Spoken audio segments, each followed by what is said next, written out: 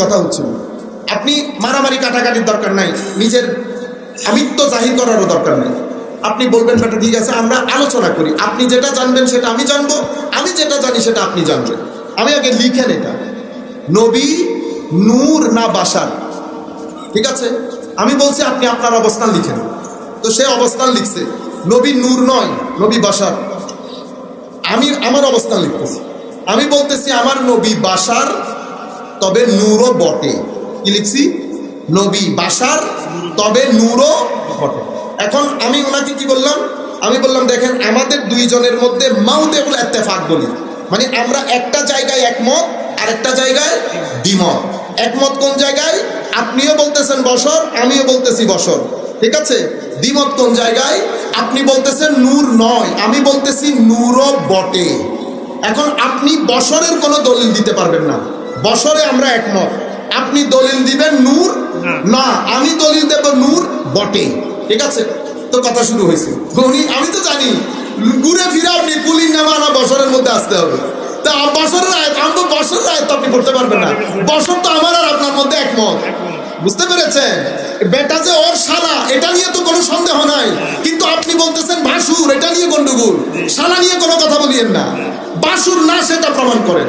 আমি বলতেছি আপনি বশরের আয়াত করতে পারবেন না, আপনি নূর না কোরআন হাদিসের আলোকে বলেন।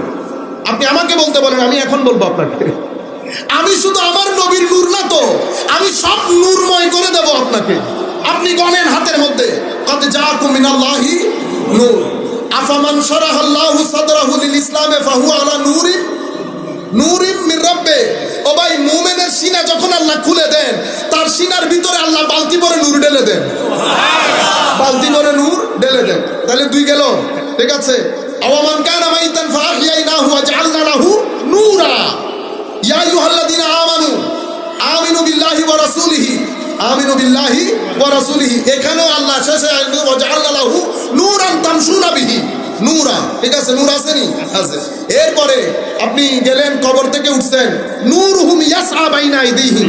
এখন কবরের মধ্যে আছেন আমার আল্লাহ। এটা মুসনাদ ইমাম আহমদ ইবনে হাম্বলের হাদিস।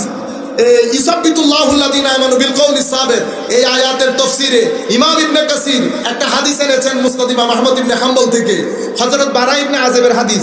সেই জায়গার মধ্যে আমার আল্লাহ বলছেন মুমিনের মর্দে হক আল্লাহর ওলির রূহ যখন কবরের মধ্যে ফেরত দেওয়া হয়, আমার আল্লাহ ডাক দিয়ে বলে আমার বান্দার কবরকে নূরময় করে দাও, নাউরির কবরাহু, নূরময় করে দাও, কবরেও নূর। তো যখন উঠবে কোরআনের আয়াত নূরুহুম ইয়াসআ বাইনা আইদিহিম, এখানেও নূর।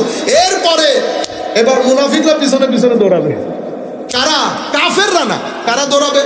ওয়া ইয়াকুলুল মুনাফিকুন, মুনাফিকরা বলবে হুজুর না, আমাদের দিকে একটু তাকান, নাক্তা বিসমিন নূরিকুম, তোমাদের নূর থেকে একটু দাঁড় দাও না।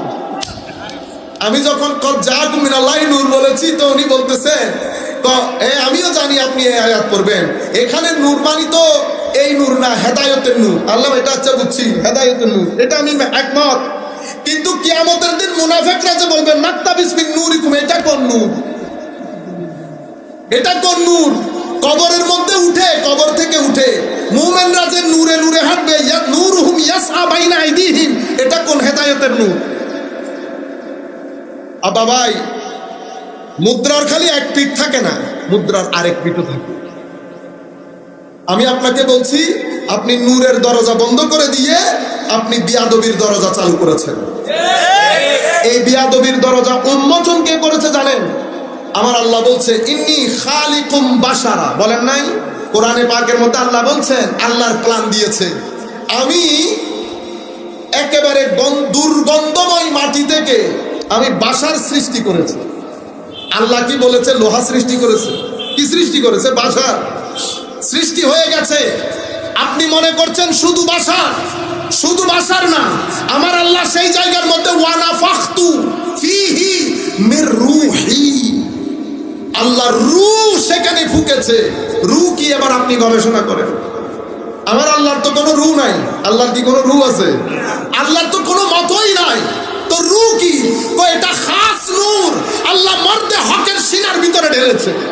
এই জন্য মানুষের একটা অংশ মাটির আর একটা অংশ নূরের, সিনা নূরের। অপরিসীম শক্তি দিয়ে আল্লাহ মুসলমানদেরকে বানিয়েছে। যারা এই শক্তি আবিষ্কার করতে পেরেছে তারা সুলাইমানের রাজ দরবারে আসিফ বিন বরখিয়া বসা। বিলকিসের সিংহাসন আনা যাবে? হুজুর আনবো। কিভাবে? আপনি চোখের পলক ফেলানোর আগে। এটা কোন শক্তি? এটা ওই আনাফাখতু ফীহি মির রূহি শক্তি। এজন্য আল্লামা ইকবাল বলছে, আপনি मन में डूब कर पा जा सुराग जिंदगी, तू अगर मेरा नहीं बनता ना बन अपना तो बन। নিজের ভিতরে নিজে ডুব দে। তুমি এক মহা শক্তি আল্লাহ তোমার ভিতরে রেখেছে। তুমি যদি সেই শক্তি ব্যবহার করো তুমি আসমান পর্যন্ত যেতে পারবা। আর তুমি যদি সেই শক্তি ব্যবহার না করো নিচে যেতে যেতে নিচে যাওয়ার আর কোনো তলা